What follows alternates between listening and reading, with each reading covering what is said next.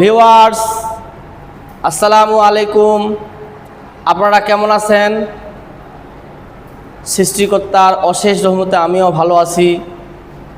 দেখো, আজকে আবার নতুন একটা ভিডিও নিয়ে তোমাদের সামনে হাজির হয়েছি। সেটা হলো আর্টিকেল। আর্টিকেল গ্রামার আইটেমের এমন একটা আইটেম যেটা আর্টিকেল ছাড়াই, আর্টিকেলে তো ফুলফিল কাজে লাগেই, আর্টিকেল ছাড়া আরও অন্যান্য আইটেম করতে গেলে এই আর্টিকেল আপনার সব আইটেমেই উকি ঝুঁকি মারবেই। তো অতএব এই আর্টিকেল আমাদেরকে সবচেয়ে ভালো করে জানতে হবে আর্টিকেল কী জিনিস। দেখো, আর্টিকেল আমি এখানে লিখছি আর্টিকেল।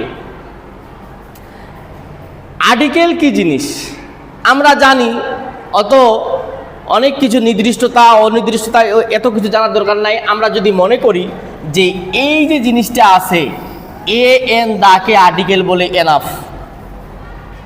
আর্টিকেল আর পৃথিবীর অন্য কোনো ওয়ার্ড হইতে পারবে না, শুধুমাত্র এ এন আর দা। এই তিনটা শব্দ ছাড়া আর্টিকেল আর পৃথিবীর কোনো ওয়ার্ড নেই। বিধায় এইখানে অন্য কিছু সংজ্ঞা না বলে আমরা বলি এ এন দাকে আর্টিকেল বলে। ক্লিয়ার? এখন আমরা জানবো আর্টিকেল কত প্রকার। আর্টিকেল মূলত আমরা দুই প্রকার, একটা হলো ইনডিফিনিট আর্টিকেল আর একটা হলো ডিফিনিট আর্টিকেল। যাই হোক, আমি ইনডিফিনিটটা আগে লিখছি। দেখো, ইনডিফিনিট এবং ডিফিনিট। ইনডিফিনিট হলো অনির্দিষ্ট আর ডিফিনিট হলো নির্দিষ্ট। অনির্দিষ্ট যেমন একটি বই, বুক। অনির্দিষ্ট। নির্দিষ্ট যেমন বইটি। এর ইংরেজি আমরা করব দা বুক। তাহলে আমরা জানলাম যে ইনডিফিনিট হলো অনির্দিষ্ট আর ডেফিনিট হলো নির্দিষ্ট। তাহলে এ আর এন আর দা, এই তিনটার ব্যবহার আমাদেরকে এখন জানতে হবে। এই ব্যবহার তিনটা আমাদের জানলে আমরা বুঝতে পারবো যে আর্টিকেল কোথায় কোথায় আমরা ব্যবহার করি। মানে হলো অনির্দিষ্ট, এটা আমরা আগেই জানছি। আর ইনডিফিনিটের মধ্যে থাকে এ আর এন। একটা কথা মনে রাখবা সবসময়, আর্টিকেল সবসময় নাউনের আগে বসে। কার আগে বসে? নাউনের আগে। আর্টিকেল আর কোনো পার্টস অফ স্পিচের সামনে বসতে পারবে না।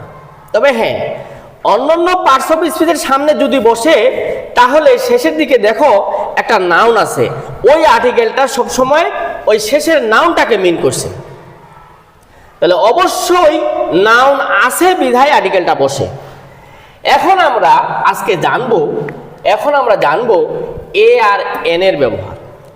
এ এন এর ব্যবহার বুঝতে গেলে আমাদেরকে সর্বপ্রথম যে জিনিসটা জানতে হবে, vowel and consonant. Vowel consonant একটা সহজ আইটেম, এটা আমরা জানি। ভাওয়েল হলো পাঁচটা, এটা আমরা আগে থেকে জানি। মনে করো এ ই আই ও ইউ, এই পাঁচটা হলো ভাওয়েল, এটা আমরা সবাই জানি। আর এই পাঁচটা বাদে যা কিছু রয়েছে, মানে এই পাঁচটা বাদে যে বাকি যে 21টা রইল, এই 21টা হলো কনসোনেন্ট। এখানে মনে করো আমরা দিতে পারি বি, দিতে পারি মনে করো সি, দিতে পারি মনে করো ডি, এটসেট্রা। এখানে 21টা, এখানে পাঁচটা ভাওয়েল আর পাঁচটা বাদে বাকি সব কনসোনেন্ট। আমরা যখন একটা মানে আর্টিকেল করতে যাব, তখন সর্বপ্রথম দেখব যে ওয়ার্ডটার সামনে আমরা আর্টিকেল বসাচ্ছি, এ এন বসাবো, এই শব্দটার প্রথম লেটারটা কি রয়েছে, ভাওয়েল রয়েছে না কনসোনেন্ট রয়েছে। আমি একটা উদাহরণ দিচ্ছি। দেখো, মনে করো আই সো বার্ড। এখানে দেখো, লক্ষ্য করো যে আমি একটি পাখি দেখেছি, এখানে আমরা হয় এ বসাবো নাহলে এন বসাবো। এ এন বসাবো, আমাদের এই যে ওয়ার্ডটা আছে, এই ওয়ার্ডটার প্রথম লেটারটা যদি কনসোনেন্ট থাকে তাহলে এখানে বসাবো এ, আর যদি ভাওয়েল থাকে তাহলে বসাবো এখানে এন। এখন দেখো, এখন ঘটনা হলো এই প্রথম লেটারটা আমার এখানে আছে কনসোনেন্ট। তাহলে কনসোনেন্ট যদি থাকে, আমরা আগেই বলছি কনসোনেন্ট যদি থাকে তাহলে আমরা এখানে বসাবো এ। আর যদি ভাওয়েল থাকতো তাহলে আমরা এখানে কি বসাইতাম? এন বসাইতাম। যেমন এখানে যদি আমি লিখতাম যে I, saw S A W, saw dash, আর ধরেন এস, এস মানে গাধা। এখানে দেখো প্রথম লেটারটা আমার কি আছে? প্রথম লেটারটা আছে ভাওয়েল। এই যে দেখো ভাওয়েল, এই ভাওয়েল যদি থাকে তাহলে আমরা এখানে এন বসাবো। তাহলে এটা প্রাথমিক ধারণা আমরা একটা পাইলাম যে কোনো ওয়ার্ডের যেখানে আমরা আর্টিকেল বসাবো ওই ওয়ার্ডটার যদি প্রথম লেটারটা আমার কনসোনেন্ট হয় তাহলে এ বসাবো, আর যদি ভাওয়েল হয় তাহলে এন বসাবো। এখন দেখো, যদি এই কনসোনেন্ট আর এই ভাওয়েল একটা করে শর্ত পূরণ করতে পারে তাহলে কিন্তু একটা আলাদা আর্টিকেল বসবে। ওটা এখন দেখাচ্ছি। দেখো, যদি ভাওয়েল থাকা সত্ত্বেও একটা জিনিস দেখো, যদি আমরা ওই ওয়ার্ডটা ভাওয়েল আছে, আমাদের স্যার বলছে ভাওয়েল আছে, আমরা ওইখানে এন বসাবো, কনসোনেন্ট আছে ওইখানে এ বসাবো, কিন্তু যদি একটা করে শর্ত পূরণ করতে পারে, যেমন এই ভাওয়েল পারবো না, যেমন আই, মনে করো meet, I meet him, I meet him in dash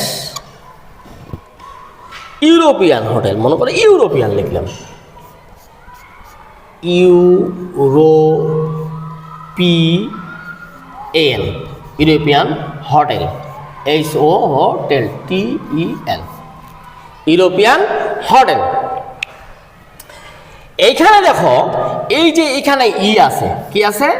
ই। এই ইটা কিন্তু ভাওয়েল।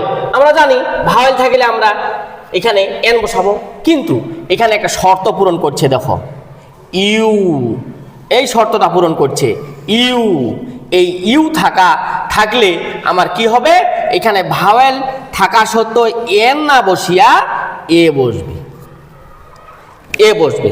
আমরা যদি এখানে এন বসাই তাহলে কিন্তু ভুল হয়ে যেত।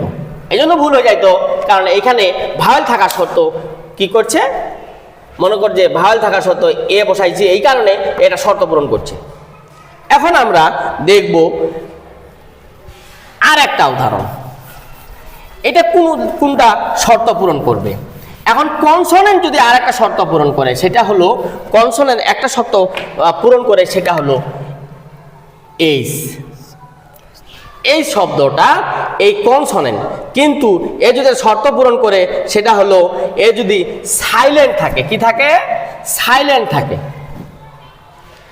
একটা সেন্টেন্সের মধ্যে বা একটা ওয়ার্ডের মধ্যে এইচ থাকলো, প্রথম লেটারটা এইচ আছে কিন্তু এইচটা সাইলেন্ট আছে, আমার ওই জায়গাটাতে কি হবে?